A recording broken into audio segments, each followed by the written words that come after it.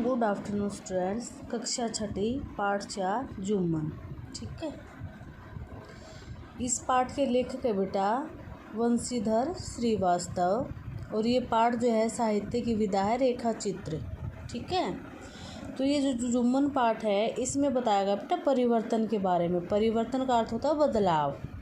तो जो परिवर्तन है वो अपने साथ साथ बहुत से अच्छे और बुरे अनुभव लाता है, अर्थात संसार का जो हमारी प्रकृति उसका भी नियम होता है बेटा बदलाव। जैसे गर्मी के बाद सर्दी, सर्दी के बाद गर्मी, जैसे दिन के बाद रात और रात के बाद दिन, ये भी परिवर्तन है ना।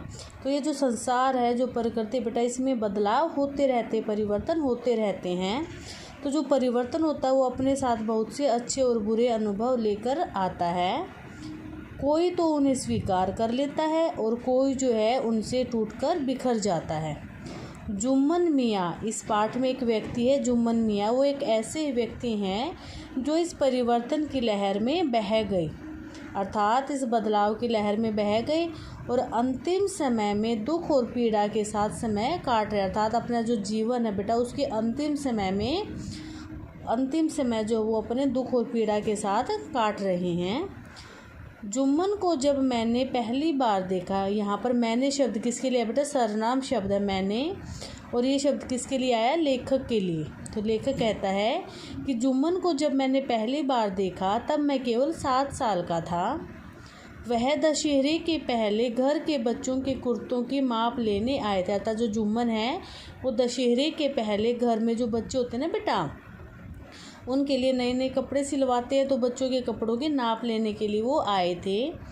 पहले के ज़माने में क्या होता था बेटा, आजकल तो देखो आधुनिकता में क्या है कि बच्चे जो है जब उनका मन करता तभी जो है उनके लिए कपड़े आ जाते, लेकिन पहले जो है बच्चों के कपड़े जो है त्यौहार, किसी विशेष त्यौहार पर आते थे या विशेष शादी वगैरह में आते थे। तो यहाँ पर लेखक ने यही बताया है कि जब जो जुम्मन था वो दशहरे के पहले हमारे घर आया था। ठीक है, जुम्मन इसके पहले भी हमारे घर अवश्य आए होंगे, लेकिन उस समय मुझे स्मरण नहीं, अर्थात याद नहीं है।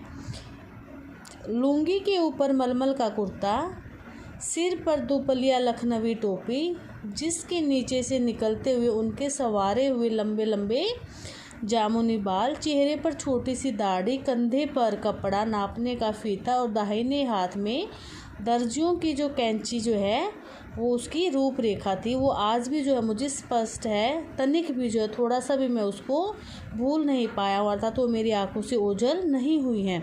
अर्थात बेटा यहाँ पर जो लेखक हैं वंशीधर श्रीवास्तव, वो बताते हैं कि जब लेखक मेरे घर आया था, जुम्मन मेरे घर आया था उस समय मैं सिर्फ 7 साल का था।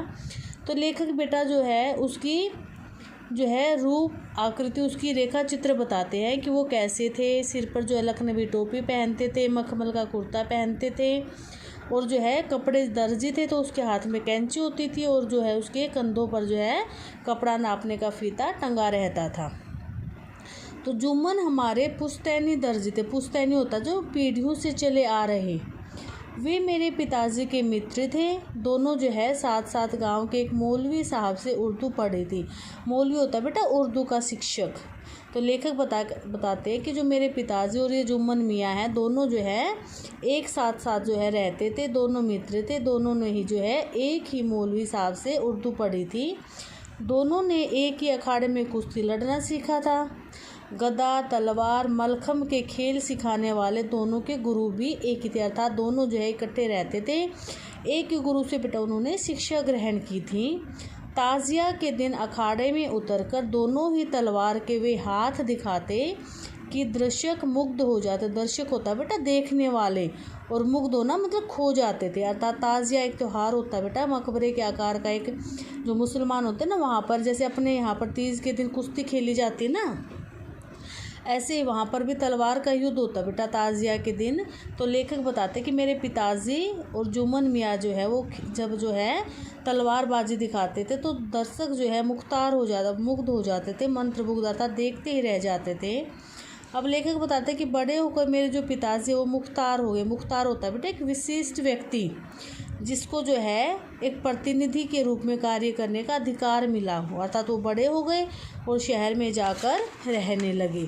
लेकिन जो जुम्मन थे वो जो है जुम्मन जो है मेरे पिताजी को संसार भर के लेकर बताता, भले ही मेरे पिताजी शहर में जाकर रहने लगे लेकिन मेरे पिता को संसार भर के किसी भी दर्जी का जो है काम पसंद नहीं आता था।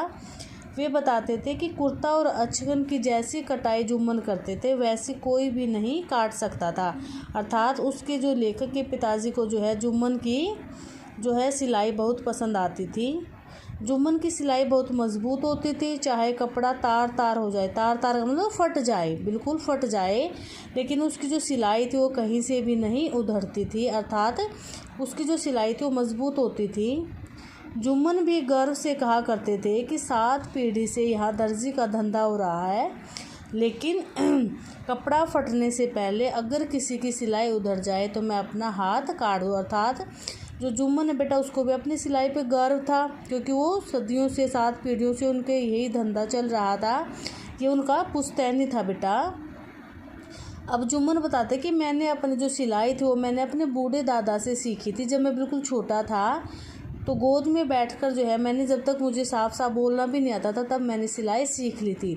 तो बेटा यहाँ पर ये तो नहीं है कि गोद में बैठ के जो है बिल्कुल छोटे बच्चे को ये अतिशयोक्ति है, लेकिन कहने का मतलब क्या है कि लेखक ने बहुत ही कम उम्र में सिलाई सीख ली थी अपनी, क्योंकि उनका पुश्तैनी धंधा था ना ये, तो अपने दादाजी से उसने ये सीखा था।